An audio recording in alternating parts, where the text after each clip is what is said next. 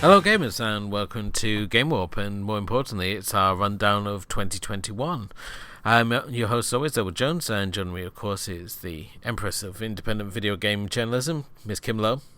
Hello, I wouldn't call myself Empress. I've been kind of lazy. The Empress was on vacation this year, so... But yeah, it's certainly 2020. What a year it's been, you know. Politicians lying, people are dying, and then Cyberpunk 2027 comes out and makes everything else seem so insignificant in comparison. But, you know, we're now looking at a new gaming year, which of course has brought with it a host of new things to look forward to. And, I mean, generally, with the whole lockdown situation, have you been finding yourself gaming more or about the same, Kim? Probably a little bit more, but then, we usually... I don't know, it's hard to determine because usually I'd game... I guess a little bit more just because, you know, we're on top of the game warp and whatever, right? But this year we've been on kind of a semi-hiatus, so... I know, we've been off in the depths of production hell doing Movies and Tea, which is our other show where we break down director filmography, so we had a little bit of break from the gaming scene, and, you know, it's time to come back and get back into the swing of things, and what better way, really, to get back into things and to look at what we've got to look forward to in 2021, really. Yeah, pretty much. I think what it is we kind of restructured the show a little bit now. So, for people coming to the show, it won't be just reviews. It's going to have more discussion pieces that, you know, we've been kind of dropping here and there even before. But, you know, it's going to be something that's a little bit more to what... Yeah, a little bit aligned to more what we can do between the two of us and not, like, try to game till no end and try and make a deadline for gaming and whatever, because, you know, we just don't have that much time and too many projects. The pressure is always there to, like, you know, just to try and stay on top of things, but, you know, as I said, we're a two-person operation here. We're not like the big companies like Kaku and... you know, IGN, these people who've got masses of staff and nothing but time to game.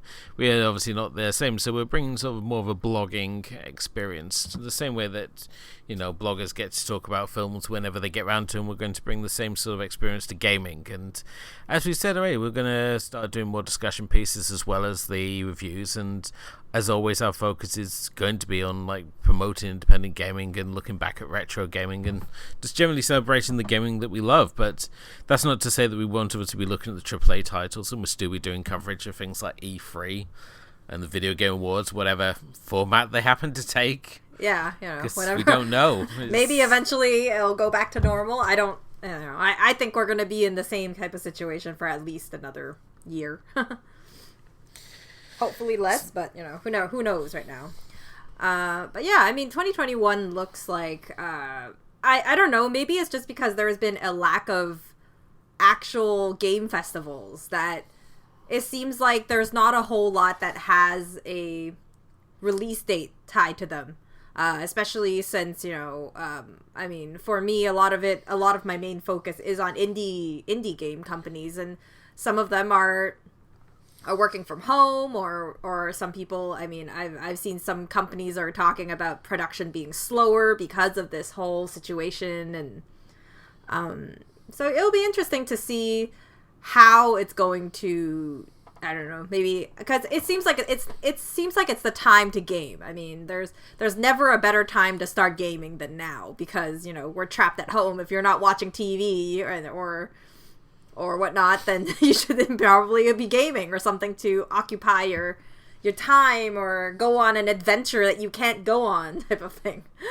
Now's a really good time to really get into, like, things like Persona 5, those 99 plus hour games, because if you're in this fortunate situation of where you live by yourself and you've got nothing but time to game, then now's a great time. Unfortunately, if you're on lockdown with your family, I don't think it's really going to help the gaming situation, but, you know, it's good to have those distractions in place. And I think certainly when we went into the lockdown, we saw, like, everyone suddenly getting into Animal Crossing and buying Ring Fit Adventure really optimistically that they were going to work out through the lockdown. So I'm really curious to know how many of the Ring Fit adventures are still being played with compared to the amount of people still playing Animal Crossing. So That's a good question. It's just the same concept as how many people. We were having a discussion with my friend the other day about, we had a lot of people that like pretty much bought all, like cleared the bicycles off of the market. How many of those people are still going to be biking next year, right? It's always the same concept, right? But I mean, well, we can only stay hopeful for 2021. Although, I mean, hopefully, we're going to be able to get some time to get back into some normal gaming despite the crazy situation. I mean, because I feel like for both of us, the situation has only made our real life situation worse than than for other people. But I mean, I always say, despite being busy, I mean, I'm very fortunate that I still have a actual real life job. So, or else, I'd have to try and make this into something profitable, and that would be a even more stressful time. Yeah, definitely. I mean, also we've got to remember as well that going into 2021, this is going to be the year that we're really going to see this next new generation of consoles, such as the PS5 and the Xbox Series X, or the Xbox Monolith, whatever you want to call it, are really going to start seeing titles being released for them. So now at the moment where if you're one of those lucky few people, you've got very few games to play, but going into 2021, there's definitely titles that are going to be coming out for those consoles, and it's going to be obviously interesting to see what is going to be coming out at the top of it, because at the moment it's hard going off the 2 release shows that we had, which console really sort of gave us the most to really be excited to. We saw a lot of concepts, but we didn't really see anything that was like, oh, I must rush out and buy a console now, sort of games, which was the most disappointing aspect of it. But I think as we go through the releases, we'll certainly maybe get a clearer idea of which way to sort of lean towards it when it comes to these new generation of consoles. Definitely. So should we start with January then? Yes. Always a good place to start. I mean, obviously, most importantly, in January on the 14th, we get the re-release of Scott Pilgrim vs. the World, the game, complete edition, which is going to be on all systems, including Stadia, and most importantly, the Nintendo Switch, which is where I plan to buy it, because it's the sort of game that, much like the Capcom Beat 'em Up collection and Cuphead, it just really lends itself to the pick up and play style of gaming that the Nintendo Switch essentially provides, and I think this would be another great title to add to the library, much like Neon Demon. So I'm very excited for this one, especially because it's been a title that was deleted for so long, so that when we heard that theme music at the Game Show Awards, it was just sort of like, oh, this is all the gold at the end of the rainbow right here, and we get our hands on it so early as well in the year. So needless to say, that's already a big pick for myself there. Yeah, I mean, for me in January, I think there's really just 2 standout titles. Both of them released on January 28th. The first is The Medium, which is great that I still have my Xbox Game Pass. Hopefully it will be on there. Is Bloober Team's next psychological horror game, The Medium, which looks like it's going at least to be Xbox exclusive, but for the new console, for the new gen system, and on Windows. So that sounds like it's going to be a fun time. I mean, Bloober Team had Layers of Fear before, which I enjoyed quite a bit, and their follow-up games I haven't played personally, but I have seen some footage which looks pretty promising also. More games to catch up before I get onto this one, unless it heads on the Game Pass, so we'll see how that one goes. And I mean, the second game coming out on January 28th is this indie game by Skeleton Crew Studio, which is Olija. I had tried out the demo for the Game Awards Festival on Steam, and it's really cool because they use this interesting mechanic of using it's like you have this legendary harpoon, so you have this kind of weapon where it shoots out and then it pulls back, so there's kind of like this double hit. The controls are a little funky in the demo mode, so I want to see how it's gonna turn out when they actually do the release. Yeah, definitely. I mean, the Medium is another title to be very excited of, especially as it's got the split screen sections where you go between the two realms, the real world and the spirit realm. So I think it's going to be really interesting to see. And the fact that this is a title that's been bouncing around for really since like the times of the PS3 and the Xbox 360. But now that we've got it looking to come out on the Xbox Series X and obviously for PC, so those machines that can really handle the demands of this game, it's hopefully going to be something quite special to look at. So maybe it'll be this sort of standout, especially when it comes to like the exclusive titles, that would sort of swing more people towards looking at the Xbox rather than the PlayStation. Yeah, and I mean, it also adds to the fact that, Troy Baker is is voicing the primary antagonist, so at least we know that we're in for some good voice acting. Yeah, definitely. On the more indie side of things as well, we got Cyber Shadow, which is out on the 26th. If you're a fan of the old sort of ninja platform games, such as like Ninja Gaiden, this one's really going to appreciate especially because it's got that old school sort of graphics to it. Very reminiscent of the likes of Mega Man in its style of platforming, and see elements of Metroid in there as well. But no, this one certainly looks really nice and colourful. The idea of, again, it's another of these games where it takes a very sort of old school graphic style and adds a lot of new elements that probably would never have been possible back in the day to it. So it's certainly one that looks interesting as well. Again, that one's going to be on Windows, Nintendo Switch, PS4 and Xbox One. Also in January we got the Yakuza Remastered Collection, which is coming out for both Xbox One and Windows. If you're a fan of the Yakuza games, I know that a few people out there are. It'd be nice to have that as a collection. We also finally get to see the console release of Super Meat Boy Forever, a game that will both delight and frustrate you in equal measure. This long-awaited sequel, for the longest time we didn't know it was coming out, and then suddenly it was like, oh, it's out.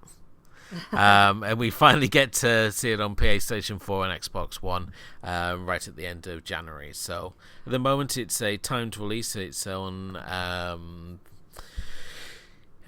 Nintendo Switch at the moment, and it's on not Steam but the other one. Epic?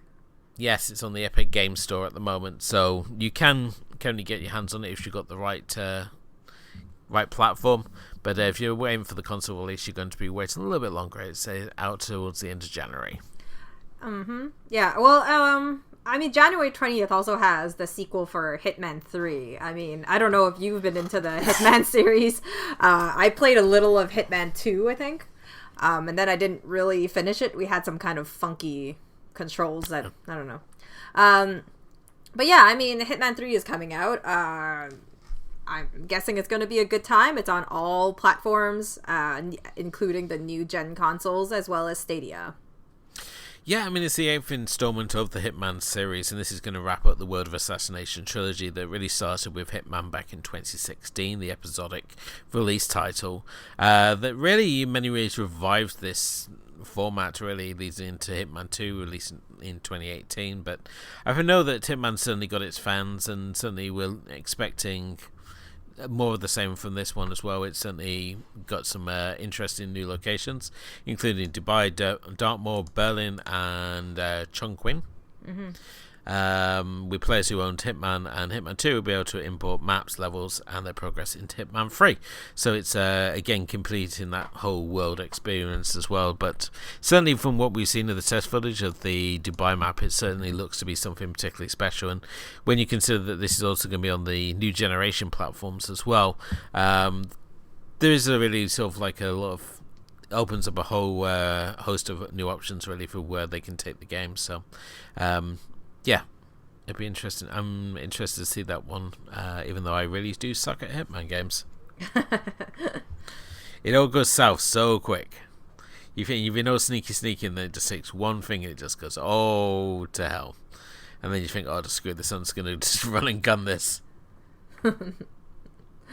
Anything else in January that you like to look off, Kim? No. So that takes us on to February. February, first off, we've got Little Nightmares 2 on the 11th. We're obviously huge fans of the original Little Nightmares game. I think we've made no sort of bones about how much we love that game, and to finally get the sequel, I'm just super excited to see where this series goes next, because the first one was such an immersive experience, following this little, was it raincoat clad child called Six who escaped the Moor, and now that she's going to be meeting this little boy called Mono, who wears a brown paper bag as a mask, and this idea that we're going to see like a real teamwork element this time. So we're the location shifted this time. We're going to be in a metropolis situation, so it's a town called the Pale City, but details are a little limited at the moment, but I'm just really excited to just play more of this world, because the first Little Nightmares was just such a delight, and I think not enough people have taken the time to check it out yet, which of course we urge you all to do. Of course. I mean, Little Nightmares is not only just the atmosphere, and I think Tarsier Studios is very smart, because they really keep a lot of things under wraps, so that you really go in experiencing it to the max. I actually went to the extent that they have the demo, but I actually didn't play it because I really just wanted to save the full experience for when the game came out. And I'm just wondering whether we're going to have some kind of other lore that's going to go with it, pretty much. So I don't know. It's gonna be a fun time. I'm pretty confident that it's hopefully not going to be too disappointing, or it's gonna live up at least to the first game, and we'll have some nice discussion points as well on the game itself when it comes out, and hopefully if all plans go well, maybe we will be doing this as a near launch date, probably. Yes, hopefully so. Also being re-released, we got Super Mario 3D World plus Bowser's Fury, which is being released on Nintendo Switch, continuing their line of re-released Mario games. We already had the Trilogy Pack, which gave us Mario 64, Sunshine Mario, and Mario Galaxy on the time release, and now we get the release of Super Mario 3D, a title which originally was released on the Wii U, so you'll be forgiven if you missed it the first time around, but certainly one of those titles that a lot of people have been really hoping was to get transferred over to the Switch, and now finally it is going to be on the Switch as well. So if you're an old school Mario fan, then February the 12th is going to be obviously a date to mark in your calendar there. Also coming out in February but no date confirmed, we got Destruction All-Stars, which is a vehicle combat game for the PS5. There's not enough vehicle combat games just generally, especially since the Twisted Metal series has gone on kind of hiatus. Vigilante 8 again is still on hiatus. We're still waiting for a Vigilante 8 free to come out, but Destruction All-Stars is looking to try and fill that gap when it comes out at some point in February. No date confirmed for that one yet. Yeah, I mean, February overall seems like it is a fairly big... there is a few releases coming out, but mostly I think it's just re-releases and releases coming on, consoles other that's been released before, or, like the Neo is having its whole remastered complete edition, which is crazy because what is it it's being remastered for PS5. But I'm sure people who really like this type of game is going to enjoy it.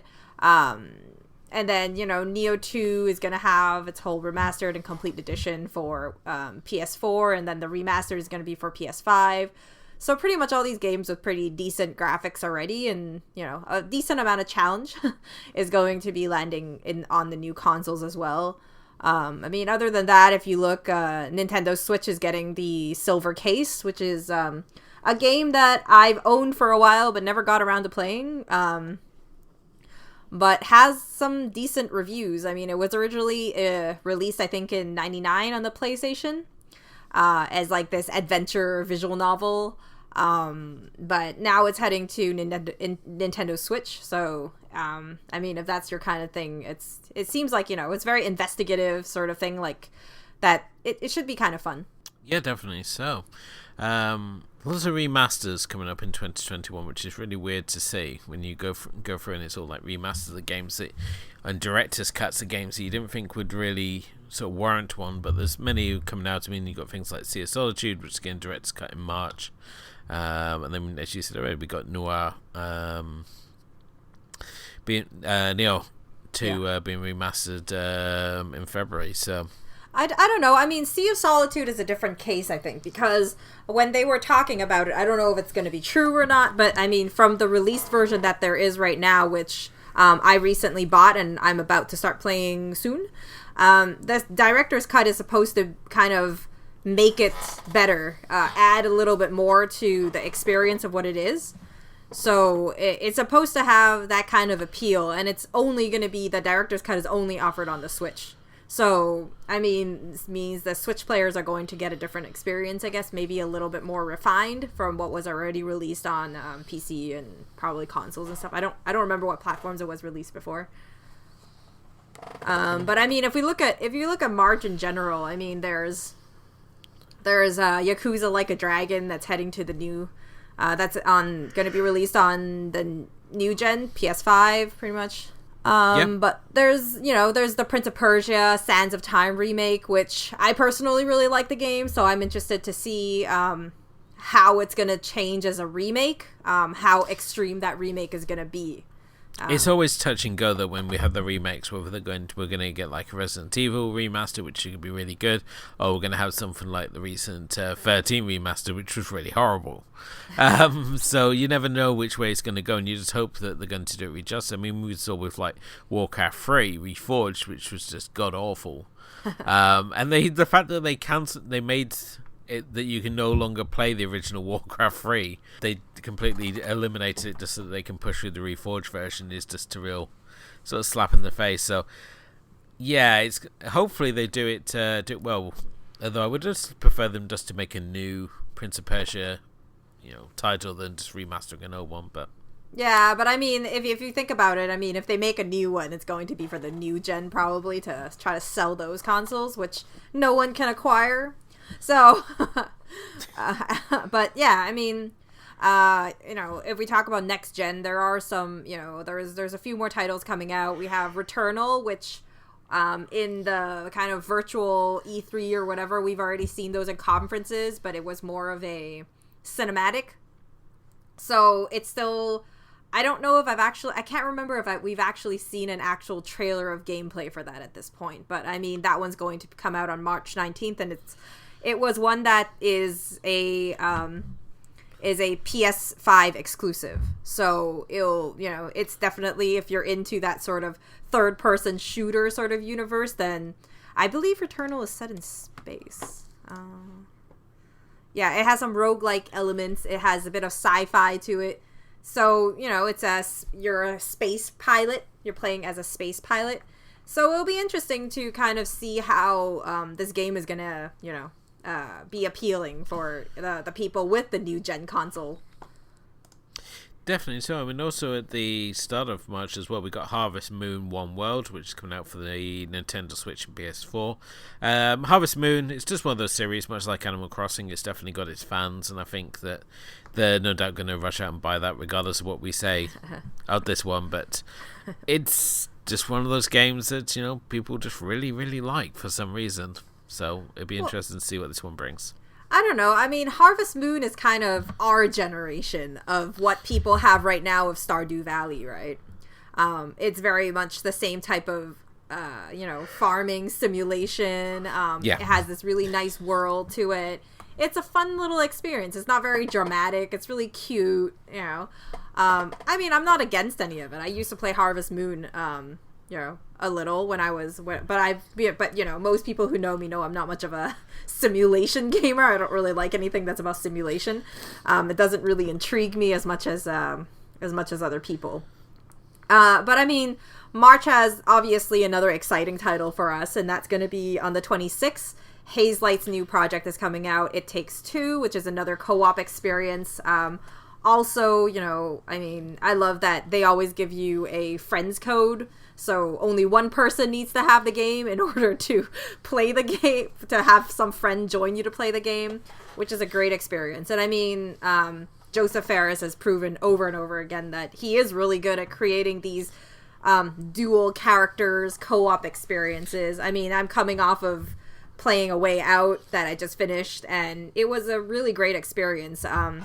Just having the cinematic feeling to it. Obviously, It Takes Two is different because you're about, I think it's two dolls or something. I can't remember. Yeah, you're a couple that's going through some marital strife, and they get transported into a fantasy world where they're forced into the body of these two dolls. Yeah. And you have to work your way through this world to get your way back into the real world.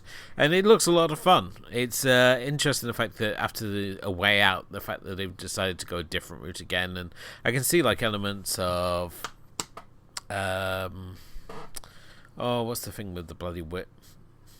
With the Fred boy or whatever his name was. Unravel. For myself, it brings back a lot of memories of Unravel 2. Just like style of cooperative play there. And I'm really excited to see. I mean, they already proven themselves already with A Way Out and what they did with that. So I'm sort of really excited to see what they do with a different canvas, really. And certainly from what we've seen, it's certainly been one of the more exciting titles that we've seen recently. So, yeah, I mean, Joseph Fares is a very enthusiastic man, but he does have some really great, I think, concepts and storytelling abilities, I guess, that really does work for a lot of games. I mean, Brothers was a really great project, and then after we had A Way Out, that's also proved to be really successful. So, he's already 2 for 2. So I'm hoping it's going to be a 3 for 3 when this comes out. Of course, definitely so. And then we're obviously into April. You've got Guilty Gear Strive, which is another addition to the long-running series there, which is coming out for PS4 and PS5. So if you're a fan of the anime-style fighting games, then you'll probably be already on top of that one as well. We've also got Humankind, which is coming out at the end of that month as well. Yeah, I mean, they're doing a remake of Nier Replicant. I mean, they're riding on pretty much the success of Nier Automata at this point to re-release this game, and then they have this funky title with a lot of digits behind it called version .1.22474487139. I do not memorize it. I'm reading it off a screen. So, I mean, it'll be interesting to see how they are going to re-release this and what's going to change, right? Because, I mean, Nier Automata I really, really liked because I really liked just how the combat was structured and how they played with the camera angles of how these battles were going down, and the story itself and the world built and even the monsters you had to fight was really, really nice. And it was actually my first time going into this Nier franchise. So I was really, really impressed by it, and I always wondered what the previous games were like before. So I mean, this is going to be a nice chance to really get to see what the other games like, and what other stories and what this other realm, this world, what other stories this world has to offer. Definitely so. We've also got Deathloop, which is coming out in May. This is one of the big launch titles for the PlayStation 5, and it's coming from Bethesda. This one's going to see you playing the role of Colt, an assassin stuck in a time loop who wakes up on a beach on the island of Blackreef. At the same time, tasked with taking out 8 targets, and it's going to see a lot of things that we've seen before in the likes of Dishonored and Prey, previous titles from Arcane. So if you enjoyed those, then definitely check that out. And it's going to also provide the alternate view where players can also take on the role of Juliana, an agent tasked to protect the time loop and take out Colt. So you're going to be able to see the story from both sides, which is going to be a really interesting angle to it. But certainly when we look at these launch titles for the next gen consoles, I think Deathloop has been certainly one of the highlights there, much like Back 4 Back for Blood, which is from many of the original team members who gave us Left 4 Dead. For years we've been waiting for Left 4 Dead 3, which has never materialized, but now with Back for Blood, it seems to be the spiritual sequel we've all been waiting for. But this one's also going to be out on PlayStation 4 as well as Xbox One, including the next generation consoles. And from what we've seen, seems to be taking on many of the same sort of gameplay elements of Left 4 Dead, but bringing in some new fun elements as well. So I think it's definitely going to be one to check out, with both the option for 4-player cooperative games as well as the 8-player person versus person modes as well. Which, if it's anything like Left 4 Dead 2, I think it's going to be a really fun title to play, because Left 4 Dead corrected some of the mistakes of the original game. They just left us chomping at the bit for a sequel that we never got, and I think if they learn from what they take what they learned from Left 4 Dead 2 and apply it to this one, I think it's going to be a really interesting title and a good co-op game to pick up. Yeah, for sure. I mean, co-op game is kind of, virtually playing with our friends is going, anything right now in that sort of world is really cool because it gives you that advantage to actually talk to people instead of staring at the walls of our house. And, just gaming alone in our little lonesome corner. But yeah, I mean, Back 4 Blood looks really fun. I've seen some of the, pre-alpha roundup when people were having these pre-alphas and streaming it. The game is really solid. It feels like it's fairly interesting. And, I'm not much of a co-op gamer, but not much of a co-op gamer. I'm not much of a shooter FPS type of person, but the world does seem really nice. That it would be something that I would like to try when it does come out. But I mean, I'm definitely more excited for May 21st for Deathloop, mostly because it's just I feel like it's been a while Bethesda's come out with anything. Is it just me? It's the problem is with Bethesda, they've been so caught up in trying to flog the dead horse that was Fallout 76. And see, even now, my brain's like, just the mere mention of it is trying to eliminate any existence of that game, and they keep continuing to patch it and tell us, it still works, but it just feels that right now, I think they're better off just cutting their losses on that title completely and just getting back to giving us a Fallout 6. Yeah. I mean, Arcane Studios has been, they've given some solid titles, and I think it's one of those studios under Bethesda that's definitely been very consistent with their offerings. I mean, Prey was a solid title, and they really do kind of dive into different worlds, even if the mechanics are, fairly simple or fairly similar to each other, or But I mean, Deathloop seems like a really interesting one, especially with the style of what it is, and I really do enjoy this whole time loop situation. I'm a big fan of those things, and it's going to be interesting to see how it's done in a video game. Perhaps it's done somewhere before, but I've never experienced it before. So it's going to be interesting to see how that's going to be done, but I just don't know. I mean, if it's Windows, is it going to be on Steam or whatever? So we'll see when that comes out, because I don't plan on getting a PS5 anytime soon. So cool. Now on to obviously the titles that don't have release dates, but we know they are coming out in 2021. There's a lot of titles that have been transferred over to new ports, such as like the Apex Legends, which is headed into Nintendo Switch. As yet, we don't have a date for that one, but I don't know. I just can't see it working particularly well, but it's happening.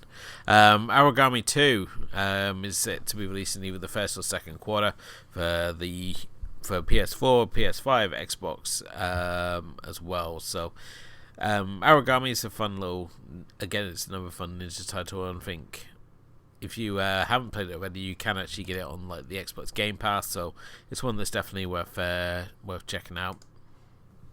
Yeah, for sure. I mean, another game that was talked about, and it seems like right now it's going to be a Xbox exclusive from what it looks like, is I guess it's a single developer indie game 12 Minutes. I mean, we saw a little snippet of it in one of the E3s maybe a year, 2 years ago, something like that. Probably 2 years ago, maybe 2019. And I remember the game being really, really like focusing on 12 minutes of reconstructing this top-down perspective of an apartment of this crime that went on, and you're kind of piecing through this situation before the police arrive at the scene, and you know how and what happened and all that stuff. I guess it's kind of a loop also.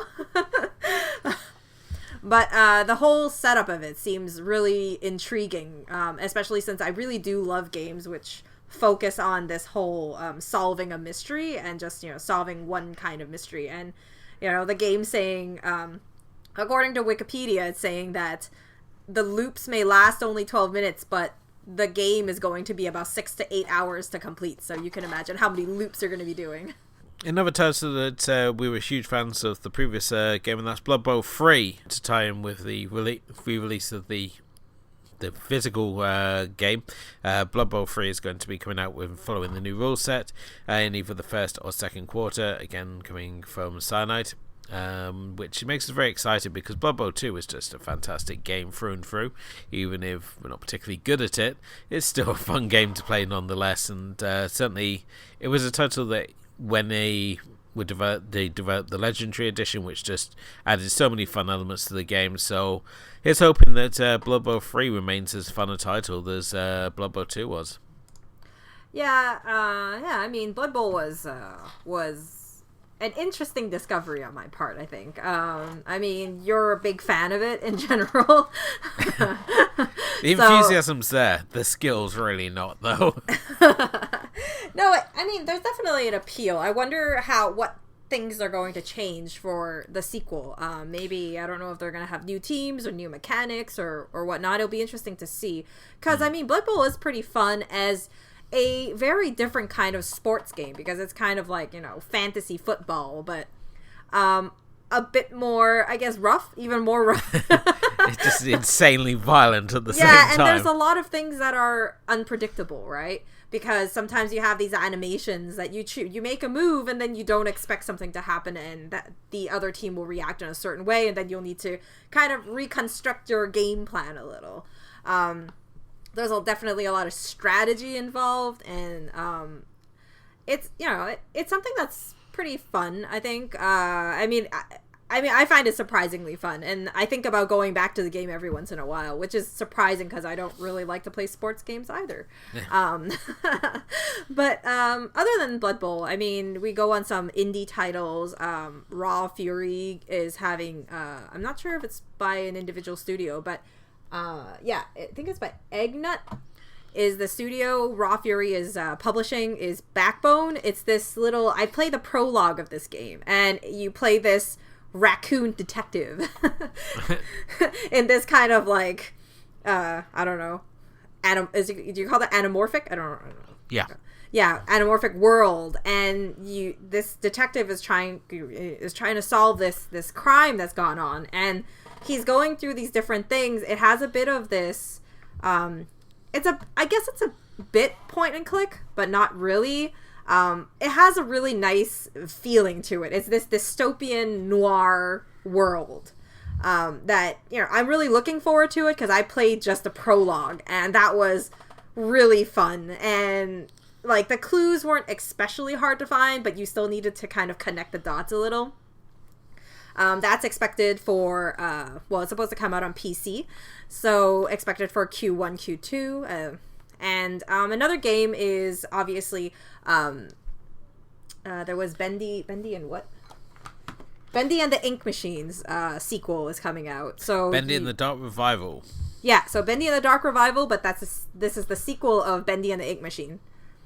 Which I think a lot of people really went into Bendy and the Ink Machine with this kind of, you know, really liked it for that Disney style art, where it's, you know, that 1930s cartoon style.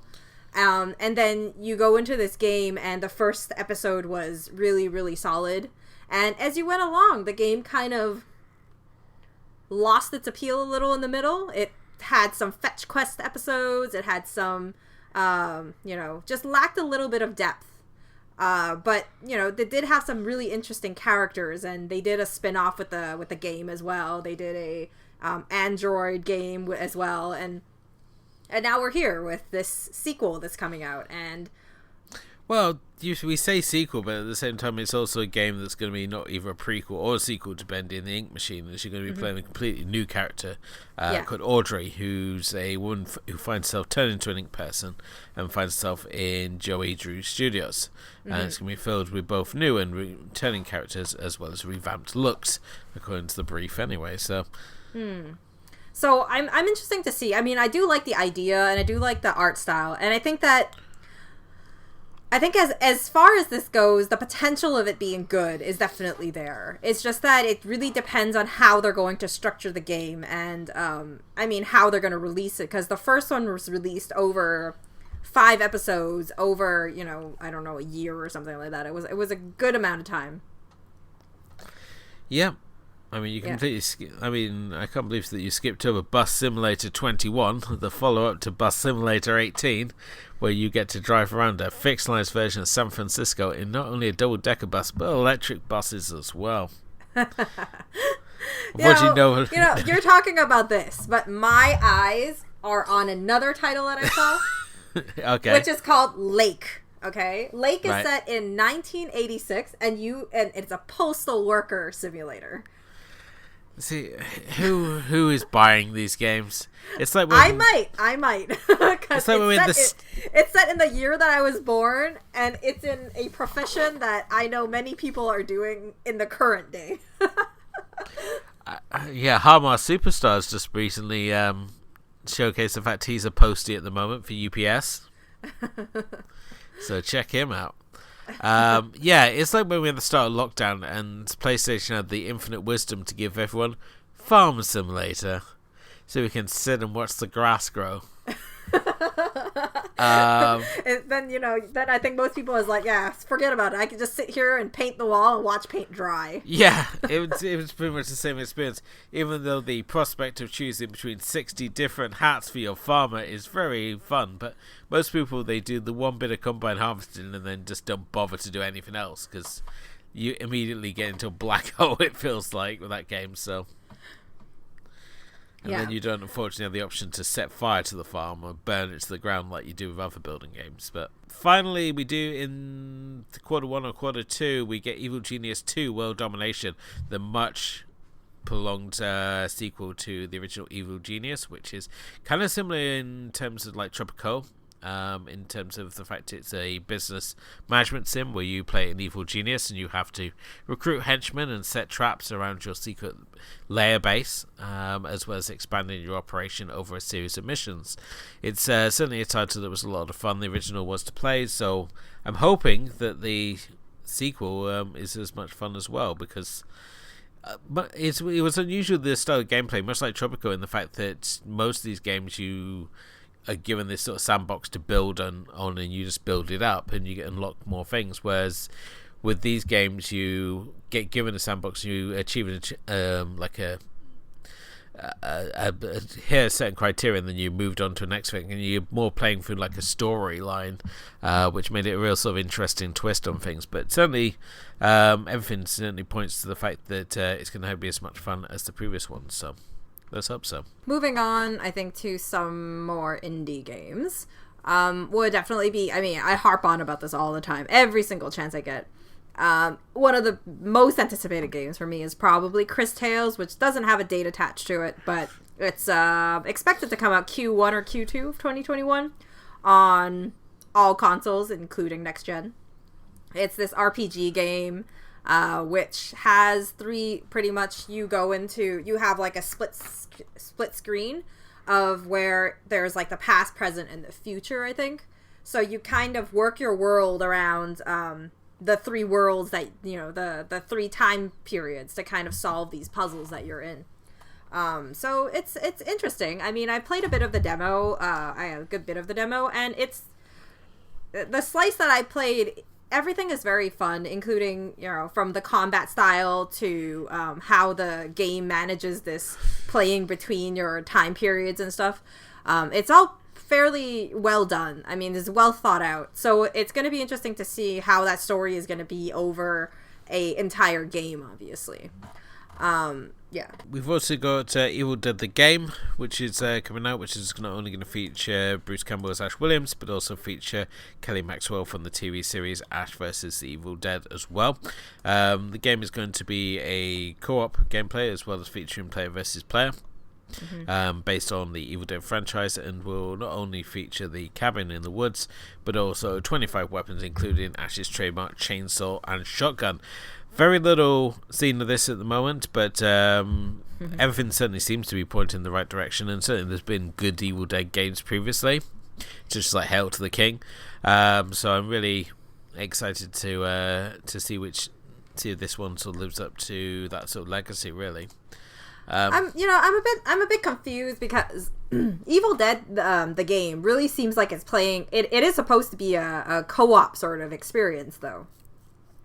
So I feel like they're riding on this this hype of pretty much the Dead by Daylight type of thing, because they're supposed to also have this skill tree type of mechanics, and just because all these games are starting to have all these co-op experiences, horror games, whatever. I mean, they're probably going to one-up the Friday the 13th game, which seems to have kind of fallen off the map somewhere.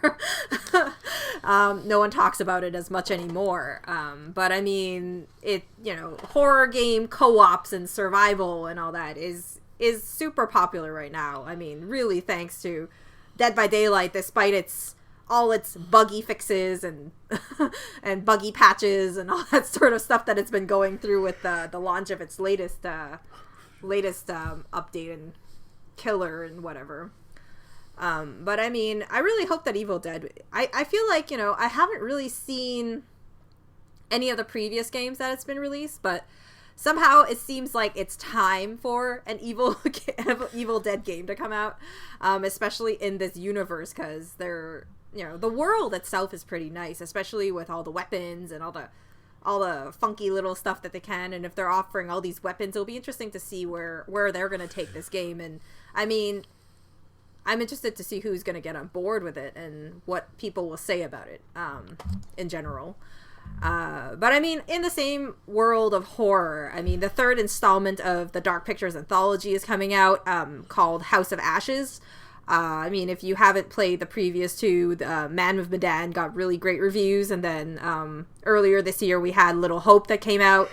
Obviously, these games are by Supermassive Games, which are the people who did Until Dawn, which is, obviously a big deal, because Until Dawn was also one of those highly rated games for us, which, I always think about going back to playing and trying to see if I can save more people than the first time. Yeah, it's we're still waiting for a proper Until Dawn sequel, aren't we? It's just there's a lot of bounding around the actual title, but then no one's actually bothering to give us the Until Dawn sequel that we really want, and especially the first one was just such a tense gaming experience, to say the least. Well, I mean, they came out with the Inpatient, which was only released on PSVR, right? And that was kind of the prequel to Until Dawn, which set up the world a little bit better. But I mean, back then, I feel like, not a lot of people had VR. That was like kind of like the early days of PSVR being released, and no, a lot of people still have VR. So yeah, more people have VRs. I know more people that have VRs than I did before. Okay. But yeah, I mean, I definitely would be down for another Until Dawn, but I honestly don't know if that's going to happen, especially since if Supermassive Games is working really on this Dark Pictures anthology, which is going, considering it's an anthology, it's probably going to go on for as long as there's people playing it and interested in this kind of world and story. Yeah. One of the big titles of next year is going to be Far Cry 6, continuing in the ongoing legacy of shoot-'em-up games that the series has carved out. Really, again, we're expecting more of the same, although it's promising one of the largest playgrounds to date, as we this time move to the tropical setting, moving away from America, the fifth installment. This time we're going to be heading to the Caribbean. to topple a dictatorship as you take on the role of the guerrilla fighter Danny Rojas, with the option to play either a male or female character. So that's going to be interesting to see, and obviously there's a lot of people excited the fact it's got Giancarlo Esposito, who's going to be playing El Presidente, Anton Castillo, as we saw in the trailer. So that's obviously got a lot of people excited already. Yeah, I mean, Far Cry has gone a long way, right? I mean, the last game was the one in the jungle? No, I don't. No, it was anymore. In the States. Yeah, it was in the States, right? After some dystopia, and then the is it that? Is that one? Well, it started off originally. You was out tackling a cult in Far Cry 5, and you were out in the backwoods of America, which was a really great setting to finally see it taken to a more at home. And then at the end of that game, it threw you into a post-apocalyptic setting for New Dawn, right, which was met with mixed reviews. So I think they're hoping to get things back on track with this one. Right. Yeah, I'm not. You can tell I'm not much of a Far Cry gamer. I do think the concept of Far Cry is really nice. It's just not, it's still an FPS, and that's something I'm really, really bad at. No matter how much I practice, can't seem to get better. I think it's just age. It's probably one we're going to throw over to the stunt gamer, because he loves a good FPS, and it's every time it's sort of like pretty much. I mean, in the final part of A Way Out, it was a lot of third person shooting, and pretty much he carried me. I'm not afraid to say it. He carried me most of the way. He does that a lot in these games. He always there was like 13 enemies. I knocked out 3 through stealth, and then he killed the rest of the 10, type of thing. Just one man armied it.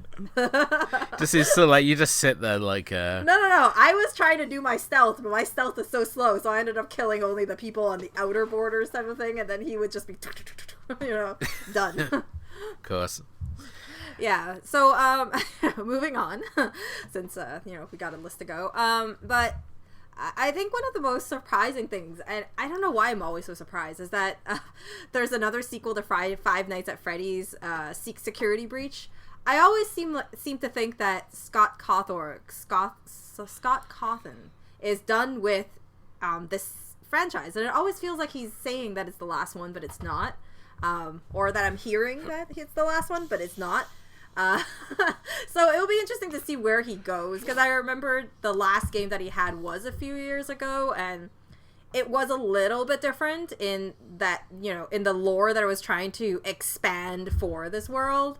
I just don't know. I mean, it's been so long since the last game, at least it feels that way, that I don't know who's still following Five Nights at Freddy's, but then at the same time, I mean, what do I know, Another big title that we're all excited for is Ghostwire Tokyo, which we saw at not this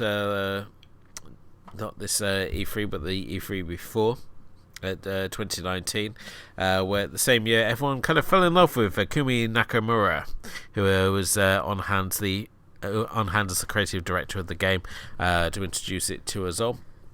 And again, it's always interesting. It's always fun when you have the developer comes on stage. They're just full of so much energy and personality. That certainly was the case here. Whereas a lot of the times these guys are just not wanting to be there, and normally been forced on stage at gunpoint to promote whatever game that they're responsible for.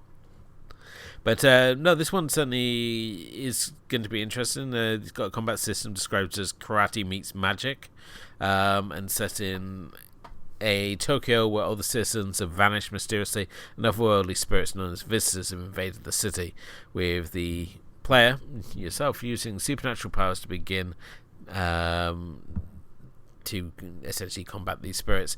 This is going to be a next-gen game, so if you're looking to play it and haven't upgraded already, you might want to start saving the pennies for that. or get a good PC.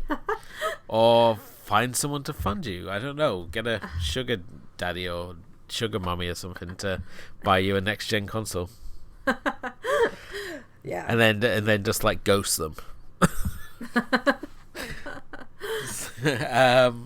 We also have an untitled God of War sequel, which is coming out for PS5. I mean, obviously God of War was one of the games of the decade. It's just the last God of War is just such a phenomenal experience, and certainly I think one of those games that if you didn't own a PS4, you probably rushed out and bought a PS4 to play it, as it was just a phenomenal experience, especially the switching from Greek to Norse mythology, which proves that there is still a lot of left in the tank when it came to the God of War trilogy, and just how easy it was to adapt to a completely new setting.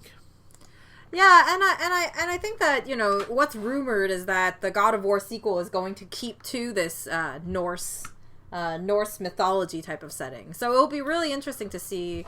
You know, obviously the first game already pulled a lot of really, really great tricks, had some really nice bosses, and you got to hit people with an axe. What more do you need? That was the world was really good. I mean, I know that there was a lot of mixed feelings about the boy, but you know, I've talked to some friends who each had kind of a different feeling about the boy and how useful he was in the, you know, whole situation. I think he's, but yeah, I mean, it'll be interesting to see. I think that, you know, obviously, the game, you know, then the new setting is definitely really good. I mean, I'm a fan of the original games, so this one was just a step up, you know, just changing the scenario. So it'll be interesting to see where the sequel is going to go. Obviously, right now it's untitled, so the chances of it coming out next year, I'd say, are pretty slim. But I mean, what do I know? What else is there to do but to make games if we keep being in this pandemic situation, right? Yeah. I mean, other than that, I mean, obviously we also have the sequel, which is expected to come out for Horizon Zero Dawn. Horizon Forbidden West is supposed to come out, or expected to come out around Q3, Q4. On both PS4 and PS5 at the moment. I wonder if they're going to change that. I don't know. Pass. Another big title that super excited to play is Gotham Knights. This is going to continue in the same vein of Gotham City, Arkham Knight. Those games with this time Batman has apparently died. The Gotham City Police Department has grown corrupt following the death of James Gordon, and it's left to Batman's allies, which is Nightwing, Batgirl, Robin, and Red Hood, to be the ones to restore justice to Gotham and prevent it from descending into chaos. Certainly from the trailer we saw, this is going to give you the option of playing all four of the Batman's closest allies, all of them having different fighting mechanics and different ways of going through the city. But certainly if any of the Arkham games have been going on, anything to go off, we're really going to be excited for this one as well, as this time you're going to be going up against Court of Owls, who are, if you watch Gotham, they're a real sort of key figure there, and they're one of the oldest sort of crime families in Gotham. So it's I think it's going to be really, really good to see, and certainly the idea of that you're going to be playing these characters we've not played before, such like Robin and Batgirl, and even like Red Hood and Nightwing. It's just really exciting title all around, even if Batman may not be in it. So. Yeah, I mean, at this point, we have so many Batman games, right? It's kind of nice that we're playing non-Batman. You can never have enough Batman games. Pardon? You can never have enough Batman games. That's true. Must keep making that them. Is true, but at the same time, like, the only time you usually get to play these other characters are in, you know, Injustice or something, where you're in this big combat world, right? Yeah. But, you know, to have a world where you can play these other characters who, you know, a lot of times will probably be interesting to see how they're characterized or how they create these characters, you know, the stories behind them or whatever is going to be pretty fun as well. I think it'll be refreshing because, you know, Gotham is an interesting city to explore no matter who you are. Yeah, I think it's going to be interesting. I'm also glad the fact it's going to be coming out on all consoles as well. It's not just going to be limited to the new gen consoles, which was the case of Gotham Knight, which was a little frustrating at the time. Also on the re-release side of things, you've got Grand Theft Auto 5, which is coming out in the third or fourth quarter, PS5 and Xbox Series X, and will no doubt be greeted with whiny fanboys going on about where the hell is Grand Theft Auto 6. Well, for some reason they've decided that they need to continue Grand Theft Auto onto the next generation of consoles, as it wasn't enough just to move it one generation. They're going to move it onto 2 generations now, as we see a version which I have no idea what they're going to do with this game on a new console, but it's going to be available for the PS5s and the Xbox Series X as well. Well, I mean, it's inevitable, right? Because as long as there's people still playing it, they can still create and bank on this kind of this world. So what's the urgency when people are still intrigued by the new content coming out in this one, right? But I mean, if we talk about new, the sequel of Outlast is coming out. Supposedly, it doesn't have any time frame, anything. But Outlast Trials is supposed to come out in 2021. As much as, Overwatch 2, which is supposed to come out in 2021 in Q1, but it doesn't even have a release date, so it's going to be hard to tell. Yep, Outlast Trials are really excited for this title, because the first Outlast game was absolutely phenomenal. It was a game that I enjoyed playing with my wife, and it was like our date night thing. We used to sit in and play Outlast. Now we can sit in because the government tells we're supposed to. So I'm hoping for more of the same of Outlast 1 rather than the sort of trippy sequel, which tried to put it into more of an outside sort of setting. So hopefully it's going to be more like the Asylum Inner Workings of Outlast 1, which was just both fascinating and engrossing and absolutely terrifying all at the same turn. So really big expectations for that one. Yeah, I mean, it's pretty much a lot of horror game sequels are coming out. I just realized how little new IPs are being developed. But yeah, I mean, Resident Evil 8, called Village, is supposed to come out as well next year. It's going to be interesting, I think, just to see where it takes it, because it's supposed to follow immediately, pretty much pick up after the events of where it ended in the 7th, so Biohazard. It's going to, pretty much focus on follow, what's his name? Ethan Hunt, I think. Is that his name? I forgot his name. Yeah, sounds right. Yeah, so it's supposed to follow Ethan's story as he keeps going after, obviously, trying to find answers from Chris Redfield. So it'll be interesting. I mean, it's supposed to be set in Europe, so still using that first-person perspective. So it'll be, I mean, I'm hoping that it keeps up that, aesthetic that it managed to create and that kind of like atmosphere that it was able to create in Resident Evil 7.